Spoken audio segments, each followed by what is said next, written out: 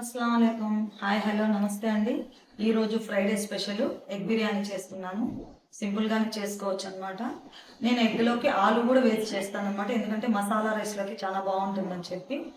Next ఈ egg రైస్లోకి వచ్చేసి దాల్చా కానీ, పుదీనా చట్నీ కానీ, కొబ్బరి చట్నీ కానీ, రైతా అయినా కానీ, ఆనియన్ రైతాతో కానీ ఏదన్నా కానీ ఏదన్నా ఒకటి కాంబినేషన్ చేసుకొని తీసుకోవచ్చు. ఫస్ట్ మనం ఎగ్ను ఆలు రెండు బాయిల్ చేసి తర్వాత నెక్స్ట్ ప్రొసీజర్ నేను మీకు చూపిస్తాను. చూసారు కదండి, ఫస్ట్ వచ్చి ఆలుగడ్డలు 2 తీసుకున్నాను, ఎగ్స్ ఒక 7 తీసుకున్నాను అనమాట. ఫస్ట్ ఎగ్స్ని మంచిగా కడిగేసి తర్వాత నీళ్ళలో వేసుకోవాలి. ఇందులో జస్ట్ కొంచెం ఉప్పు వేసుకొని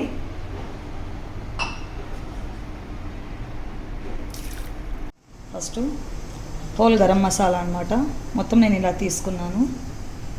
నెక్స్ట్ వచ్చి పచ్చిమిర్చి, పుదీనా, ఆనియన్స్, టమాటా అనమాట.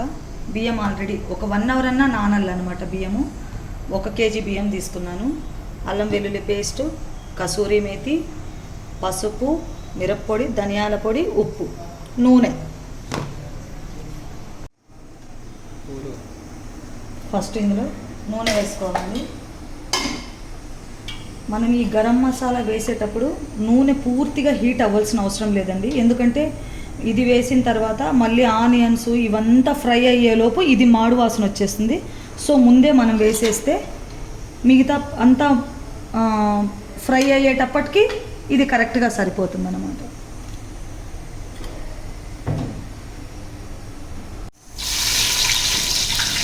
ఆనియన్స్,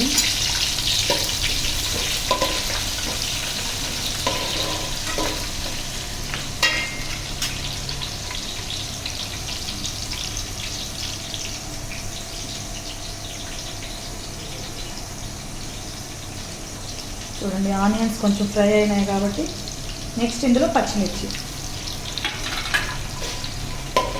2 మినిట్స్ ఇవి బాగా వేగాలి. ఆనియన్స్ గోల్డెన్ బ్రౌన్ రావాలన్నమాట, అప్పటి వరకు బాగా వేగాలి.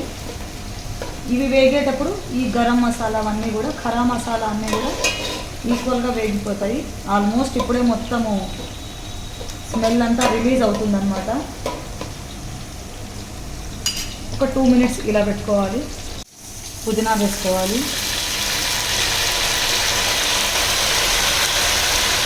ఒక 2 మినిట్స్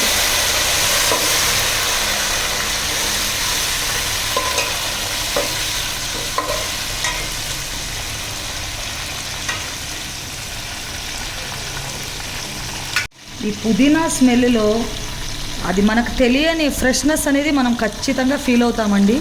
అది ఏం జాదు అవుతుందో ఏమో తెలీదు. పుదీనా స్మెల్ మాత్రము మనకు చాలా ఫ్రెష్ ఫీల్ వచ్చేస్తుంది అనమాట. చూడండి ఇది కూడా రోస్ట్ అయిపోయింది, కొంచెం ఫ్రై అయిపోయింది పుదీనా. నెక్స్ట్ టమోటాలు వేసేసేయాలి. మనకు టమోటాలు త్వరగా నలిగిపోవాలి, త్వరగా ఉడికిపోవాలి అంటే కొంచెం ఉప్పు వేసుకోవాలన్నమాట. జస్ట్ కొంచెం ఉప్పు వేసి దీన్ని బాగా మెత్తగా అయ్యేంత వరకు సిమ్లో పెట్టి మూత పెట్టేసేయాల. ఇది మినిమం ఒక 3-4 మినిట్స్ పడుతుందండి. టమోటాలంతా బాగా మగ్గిపోయినాయి కదా, ఇప్పుడు నెక్స్ట్ మనం అల్లం వెల్లుల్లి పేస్ట్ వేసేసేయాలి.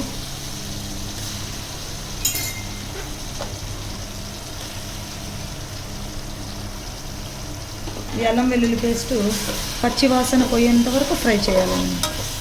మనకు తెలిసిపోతుంది కమ్మగా ఎప్పుడైతే స్మెల్ వస్తుందో. ఆలుగడ్డ ముక్కలన్నీ ఇలా పెద్ద పెద్ద ముక్కలుగానే చేసుకోవాలి. నెక్స్ట్ గుడ్డుని ఇలా ఘాట్లు పెట్టుకోవాలి.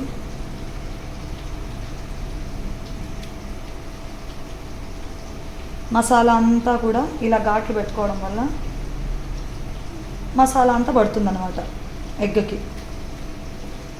సో మనం ఇలా ఘాట్లు పెట్టుకోవాలి.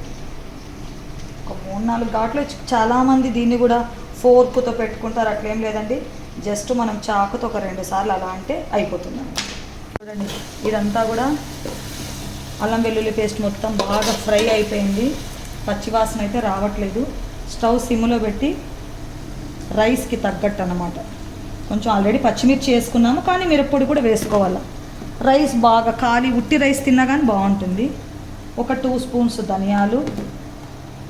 ధనియాల పిండి, ఒక హాఫ్ స్పూను పసుపు, ఇప్పుడు కసూరి మేతి. ఇది అయితే నా మోస్ట్ ఫేవరెట్ అండి కసూరి మేతి. ఆ ఫ్లేవర్లో చాలా బాగుంటుంది అనమాట. ఏ కూరనైనా కానీ మొత్తం టేస్ట్ మార్చేసే గుణం దేనికి ఉందంటే ఈ కసూరి మేతికే ఉందన్నమాట. కొంచెం ఫ్రై అయితే చాలు ఆ అరోమా అనేది మనకు తెలిసిపోతుంది. పచ్చి మెంతాకు వేసుకున్నప్పుడు ఆయిల్లో ఫ్రై చేసుకొని తర్వాత వేసుకోండి. కసూరి మేతి అయితే ఇట్లా గ్రేవీలో వేసుకోవచ్చు అన్నమాట. ఇది పూర్తిగా ఎక్కువ ఫ్రై అవ్వవలసిన అవసరం లేదనమాట. జస్ట్ కొంచెం అయితే చాలు. ఇప్పుడు మనము ఇందులో గుడ్లని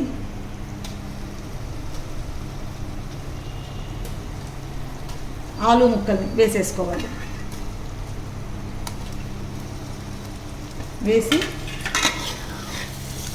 ఎక్కువ హాట్గా కాకుండా లైట్గా అనమాట, లేకపోతే చిరిగిపోతాయి మొత్తము. సో మనము లైట్గా ఇలా చేసుకొని సిమ్ములోనే ఉండి ఒక 3-4 మినిట్స్ మనం ఆ మసాలా అంతా గుడ్లకు పట్టేటట్టు చూసుకొని తర్వాత నెక్స్ట్ ప్రొసీజర్ అనమాట, ప్రాసెస్కి వెళ్ళొచ్చు అనమాట. సో ఒక 2 మినిట్స్ ఇలాగే పెట్టేద్దాము. అయిపోయిందండి ఒక 3-4 మినిట్స్. ఇప్పుడు గుడ్లని మెల్లగా ఒక ప్లేట్లోకి సపరేట్ చేసుకోవాలి. ఎందుకంటే ఇందులో ఎసరు పోస్తున్నాం కాబట్టి మనం మళ్ళీ రైస్ని కలిపేటప్పుడు గుడ్లంతా కలిసిపోతుంది అనమాట. మళ్ళీ నీసు వాసన రావడము, చిరిగిపోవడము అట్లుంటుంది కాబట్టి ఫస్ట్ మనం గుడ్లను తీసేసేయాలి. తీసి ఒకసారి కలుపుకొని, అందుకే ఆలుగడ్డను నేను పెద్ద పెద్ద ముక్కలుగా ఎందుకు చేసుకున్నానంటే మళ్ళీ రైస్ వేసి కలిపినప్పుడు ఇవన్నీ చిరిగిపోకూడదు అనమాట, అందుకు వేసాను. ఇప్పుడు మనం డైరెక్ట్గా ఇందులో ఎసరు వేసేసేయాలి. ఒక సేరు బియ్యంకి ఎన్ని నీళ్ళు పడతాయో దానికంటే ఒక హాఫ్ గ్లాస్ తక్కువే తీసుకోండి. ఎందుకంటే మనం బియ్యం ఆల్రెడీ నానబెట్టాం కాబట్టి అన్ని నీళ్ళు అవసరం పడవు, కొంచెం తక్కువే తీసుకోండి. ఇప్పుడు ఈ రైస్కి తగ్గట్టు ఉప్పు అన్నమాట వేసేసి ఈ ఎసరు వచ్చేంత వరకు మూత పెట్టేద్దాం. హై ఫ్లేమ్లో పెట్టి మూత పెట్టేద్దాం. ఎసరు వచ్చేసింది. ఇప్పుడు ఈ రైస్ని అంతా కానీ ఇందులో వేసేసుకోండి. ఎసరు వచ్చేస్తే చాలా త్వరగా కూడా రైస్ అయిపోతుంది, త్వరగా ఉడికిపోతుంది కాబట్టి మనకేం ప్రాబ్లం ఉండదు. ఫస్ట్ నీళ్ళంతా నేను క్లియర్గా తీసేసుకున్నాను అనమాట. చూడండి రైస్ మొత్తం బాగా ఉడికిపోయింది. ఇప్పుడు దీన్ని దమ్ చేయాలన్నమాట. ఇలా మొత్తం ఒకసారి కలుపుకొని మనం తీసి పెట్టుకున్న గుడ్లు ఉంటాయి కదా అవి వేసేసేయాలి. వేసి ఒక 5 మినిట్స్ లో ఫ్లేమ్లో దమ్ చేసుకోవాలి. రైస్ ఎంత బాగుందో ఇప్పుడు ఒక పక్కగా తీసుకోవాలి.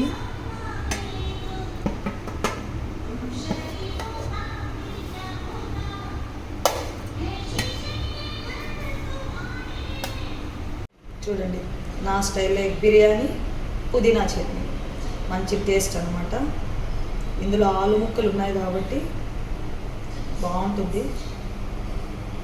అంతా కలిపేసుకొని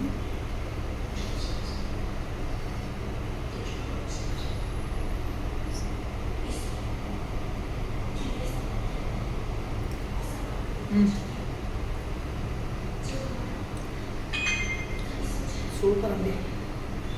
చట్నీ కలుపుకొని తింటే చాలా బాగుంది. మంచి కారం కారంగా ఉంది. మనకు గుడ్డు కూడా అవసరం లేదనమాట, జస్ట్ ఈ రైస్ అది ఉంటే చాలు. బాగుంది. గుడ్డులో కానీ పుదీనా చట్నీ అనమాట.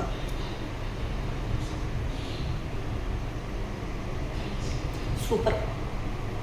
మీరు కూడా నెక్స్ట్ ఇది ట్రై చేయండి. చాలా ఎమ్మీగా చాలా బాగుంది. మీరు ఒకసారి ఈ రెసిపీ ఖచ్చితంగా ట్రై చేయండి. ఈజీ. ఓకే, బాయ్ అండి.